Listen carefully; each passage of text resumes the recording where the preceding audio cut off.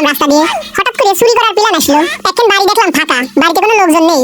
এদিক ওদিক ঠিক মতো তাকায় বাড়ির ভিতরে ঢুকে পড়লাম। প্রথমেই চলে গেলাম ডিম চুরি করার জন্য। কোনো এখন হাঁস যদি সোনার ডিম পাড়ে রেখে দেয় তাহলে তো আমি বড় লোক হয়ে যাবো। বলো বড় খোপের মধ্যে কোনো ডিম নেই, কি করা যায়? এখন পাখি, এই পাখি কিন্তু আমার খুব পছন্দ আছে। এই পাখি কিন্তু বরং চুরি করে নিয়ে যাই, বাজারে নিয়ে বিক্রি করে দেবো। প্রথমে বাজারে যাই এই পাখি কেনাকে বেচবো, তারপর সেই টাকা দিয়ে কিনবো। আসসালামু আলাইকুম কাকু, হাউ আর ইউ, কেমন আছেন? এই পাখি কেনা রয়েছে রোদ্দুরের মধ্যে, এজন্য আমি নিয়ে আসলাম ছাইড়ে দিই।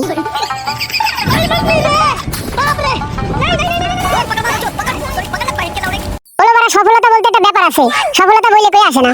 ছোটবেলায় তো চিন্তা করছিলাম দেখেন গাড়ি কিনবো, এই দেখো গাড়ি কিনে ফেলছি। বাচ্চা এদিকে আসো, আমার গাড়ি কিনে একটু ঠেলা দাও। কি মনে করিছেন এই টেরিলাই ঠেলা লাগতেছে কিসের জন্য? এই গাড়ি কি তেল ছাড়া চলে না? বলা চলে। আমিও সেই ছোটবেলায় তো অন্য ধরনের একটা মানুষ, সবাই যে কাম করবে আমি তার উল্টোটা করবো। সবার গাড়ি তো তেলে চলে, একা একা স্টার্ট না। আমার গাড়ি একজন ঠেলবে আর আমি চলবো, এটাই আমার গাড়ির একখান বৈশিষ্ট্য। যদি কখনো আমার বাজারে যাওয়া লাগে, আমার একখান লোক আছে, ও ঠেলে ঠেলে আমাকে বাজারে নিয়ে যায়। আবার আসার সময় ও বসে, ও ঠেলতে ঠেলতে আমি বাড়ি নিয়ে আসি। সোদে বাদ, হিসাব ক্লিয়ার। সবাই মনে করবে যে আমি কিপটে মানুষ, এই জন্য বাইক কিনতেছি না। বলবার আমার কাছে টাকা নেই, নাহলে কবে একখান বাইক কিনে ফেলতাম। বলবার আজ হোক কাল হোক একখান বাইক কিনবো না, যেদিন বাইক পানিতে চলবি।